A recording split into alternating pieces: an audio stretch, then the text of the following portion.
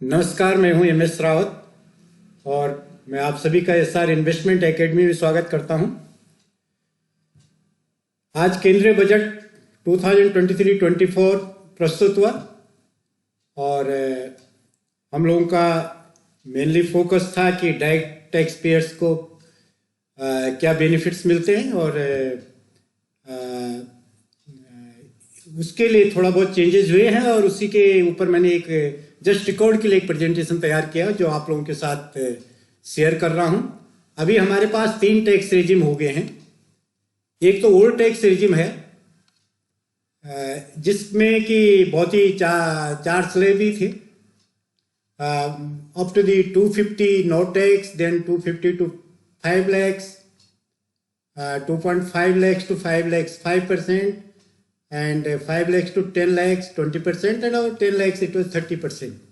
और इसमें बेनिफिट दिए जाते थे स्टैंडर्ड डिडक्शन का 50,000 रुपया। House loan interest 2 lakh exempted है। 80 TTA जो सेविंग बैंक इंटरेस्ट अमाउंट होती है 10,000 तक वो एग्जेम्प्टेड थी। और 80C है जिसमें कि डिपॉजिट इन PPF, LIC और capital of the housing loan, इन सब को मिला के 1.5 lakhs तक उसमें एग्जेम्प्ट मिलता था। तो कुल मिला के इसमें ओल्ड इनकम टैक्स रेजिम में इसका बेनिफिट दिया जाता है। एंड अभी भी ये ऑप्शन में दोनों ऑप्शन अवेलेबल हैं, लेकिन इस बजट में कुछ चेंजेस आए हैं।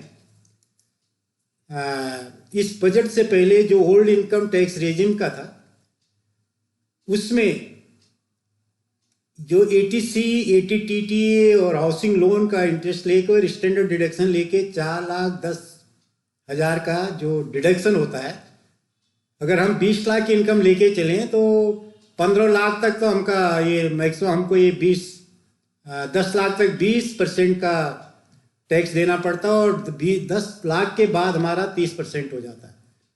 तो 20 लाख है इनकम तो 4,10,000 घटा के 15,90,000 इसमें रहती है और उसको ओल्ड टैक्स रेट्स के हिसाब से 3 लाख का हमको टैक्स देना पड़ता है। अब नए टैक्स रेजिम में क्या है?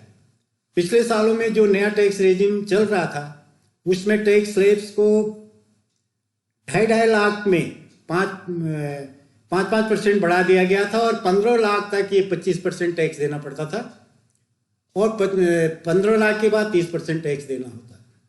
इसमें कोई बेनिफिट्स डिडक्शन नहीं थे, सिर्फ ये था कि जो सेक्शन 87 ये है, it was extended up to the 5 lakhs।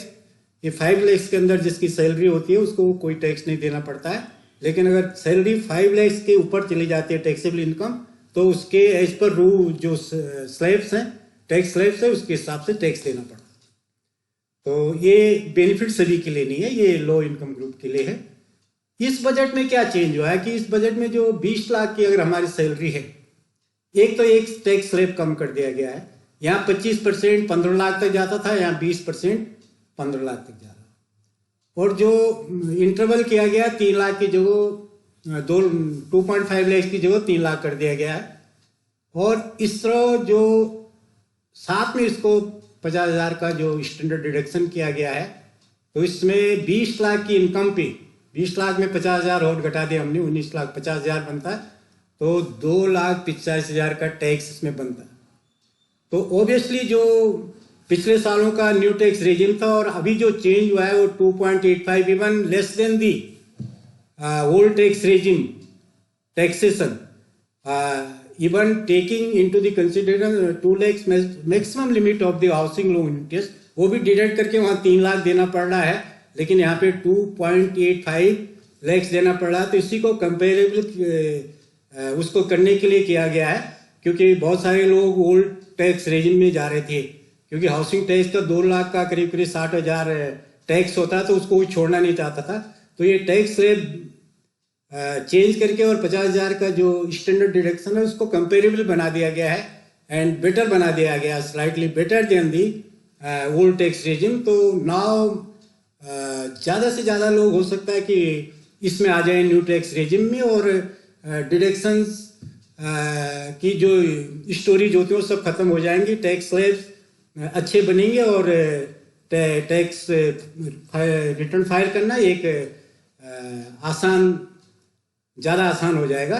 तो इससे हमें ये लग रहा है कि इसका टेक अवे क्या है, जो सैलरीड क्लास है या डायरेक्ट टैक्स पेयर्स है उनको क्या बेनिफिट्स इससे। 87 तो 7 लाख तक किया है उन लोगों के लिए जो it is a support to the lower income group. कोई भी सरकार होती है तो कम आय वर्ग के लोगों का ध्यान तो रखती है और इस बजट में भी उनका ध्यान रखा गया है। No significant relief provided to higher tax payer का एक उम्मीद रहती है कि जो 10 लाख और उसके ऊपर टैक्स देते हैं तो 1-2 लाख का उनको भी फायदा हो जाए, लेकिन 1000 में कुछ फायदा होता तो they are not that much happy. तो इसलिए इसमें बहुत सिग्निफिकेंट चेंज नहीं किया गया है, खाली ओल्ड टैक्स रेजिम और न्यू टैक्स रेजिम को कंपेरेबल बनाने के लिए कुछ अट्रैक्टिव चीज़ें कर दी गई हैं और एक स्टेप में ये काफ़ी अच्छी बात। Attempts are made to make new pension regime more attractive by extending standard deduction, no benefit. लेकिन इसमें अभी भी डायरेक्ट कहीं हाउसिंग लोन को लेके कोई बात हुई नहीं है। कई लोगों का सेंटिमेंट होता है टैक्स में बेनिफिट होता है, हम मकान के लिए लोन ले लेंगे, इस तरह की बातें होंगी। तो कुछ लोग अभी भी ओल्ड टैक्स रेजिम में जा सकते हैं कि उनको लगता है कि यहाँ तो हमें सीधे 2 लाख का फायदा दिख रहा है, लेकिन यहाँ के मैथमेटिक्स में उसको कंपनसेट तो कर दिया गया है, लेकिन वो इंडिविजुअल जो टैक्स पेयर है और जो रिटर्न फाइल करेगा उस पर डिपेंड करेगा।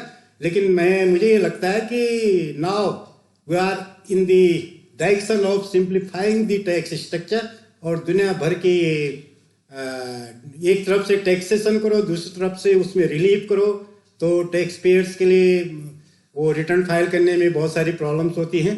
तो टैक्स रेट जितने सिंप्लीफाई होंगे ईजिली हम लोग टैक्स फाइल कर सकते हैं और हम सभी लोगों को सुविधा होगी। इसी के साथ ये प्रेजेंटेशन खत्म कर रहा हूँ।